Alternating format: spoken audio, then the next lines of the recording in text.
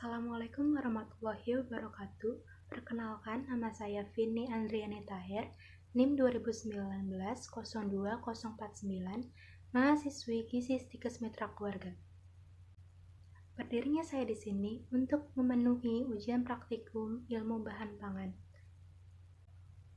Yang saya akan praktikkan ialah, pertama, cara memilih sayuran yang baik dan benar melalui sifat fisiknya, serta menguji asam basa pada sayuran berwarna hijau, merah keorenan, serta keunguan. Yang kedua ialah cara memilih buah yang baik melalui sifat fisiknya, serta menguji menggunakan mayones sebagai asam. Dan yang ketiga, memperkenalkan bumbu dan rempah serta kegunaannya. Dan yang terakhir ialah uji susu. Selamat menyaksikan.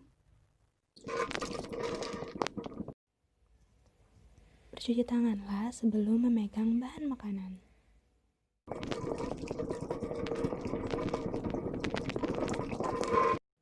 Teknik pemilihan sayur, pilih yang cerah, belum menguning, tidak banyak lubang, tidak berulat, tidak berbau busuk, terlihat segar, dan bebas dari kotoran.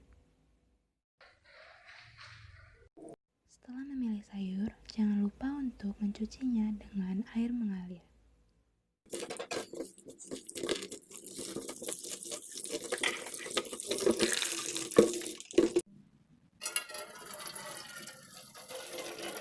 Rebus masing-masing sayur menggunakan 1 gelas air dan juga 1 sendok baking soda sebagai uji basa.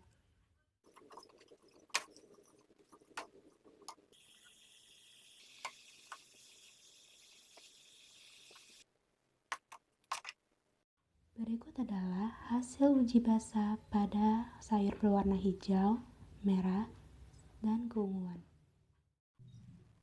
Rebus masing-masing sayur menggunakan 1 gelas air putih dengan 1 sendok air cuka sebagai uji asam.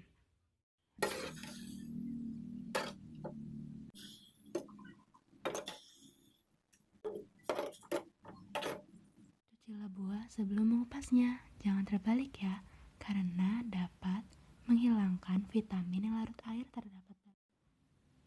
Cara pemilihan buah dapat dilakukan dengan bau yang cukup harum, matang atau tidak mentah, tidak memar, tidak berjamur, dan juga tidak berbau busuk.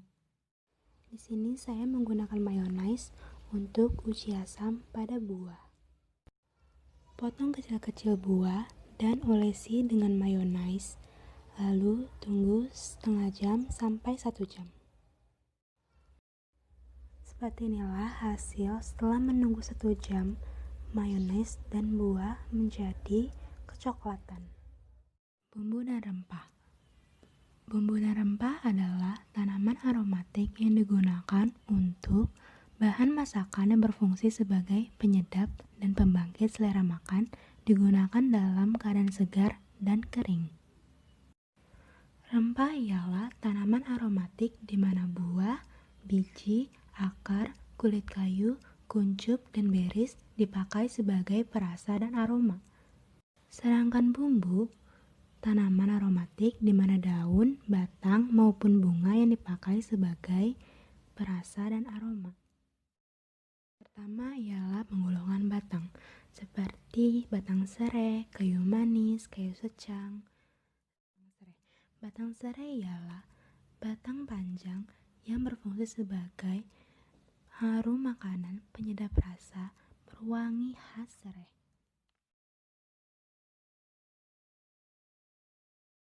Kayu manis digunakan sebagai penambah rasa dan aroma. Kedua, ada penggolongan buah seperti cabai, asam, kemiri. Cabai digunakan sebagai menciptakan rasa pedas pada makanan. Cabai juga dapat meningkatkan nafsu makan seseorang ketika mereka menyantap makanan pedas. Dalam masakan, kemiri berfungsi sebagai pengental kuah sekaligus membantu menguatkan aroma sedap dan rasa makanan. Asam Jawa digunakan untuk menambahkan rasa masam yang khas pada masakan. Golongan 3 ada biji buah seperti lada, ketumbar, wijen, dan jinten.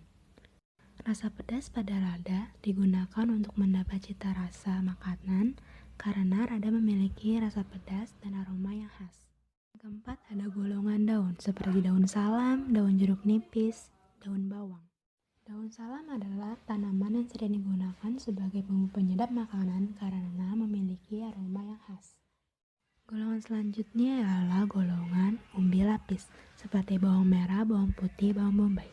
Bawang merah dapat menambahkan rasa lezat pada masakan. Golongan selanjutnya ialah rempah akar, seperti kunyit, jahe, dan lengkoas.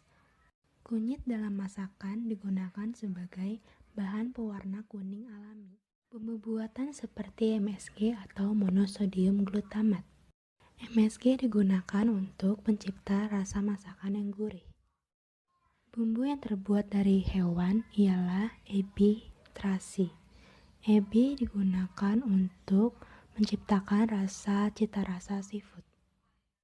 Susu UHT adalah produk susu cair yang disterilkan pada suhu kurang dari 135 derajat Celcius selama 2 detik dan dikemas segera dalam kemasan yang steril dan secara aseptis.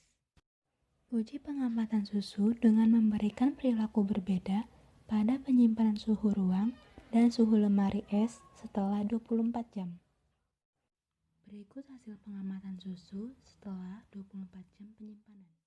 Sampel pertama, susu pada suhu ruang muncul buih putih, susu menjadi gumpalan kental, dan berbau sangat masam. Sampel kedua, susu pada suhu ruang tidak terlihat perbedaan, masih tetap beraroma khas susu, dan kelarutan cair seperti semula. Dari serangkaian praktikum tadi, maka kesimpulannya ialah kesimpulan berbagai warna sayuran ialah pertama, warna merah pada tomat menunjukkan kandungan likopen. Kedua, warna hijau pada sayuran terbentuk oleh klorofil. Sedangkan yang berwarna ungu terbentuk oleh pigmen antosianin. Pada buah terjadi proses kecoklatan akibat proses enzimatik oleh polifenol oksidasi yang disebut proses browning. Bumbu dan rempah tidak hanya memiliki manfaat untuk rasa makanan, tapi juga bermanfaat untuk kesehatan tubuh dan pewarna alami. Kerusakan pada susu diakibatkan karena perkembangan bakteri, maka perlu penanganan seperti suhu, waktu, dan tempat penyimpanan. Sekian dari saya. Mohon maaf bila ada salah-salah kata, dan terima kasih sudah menonton.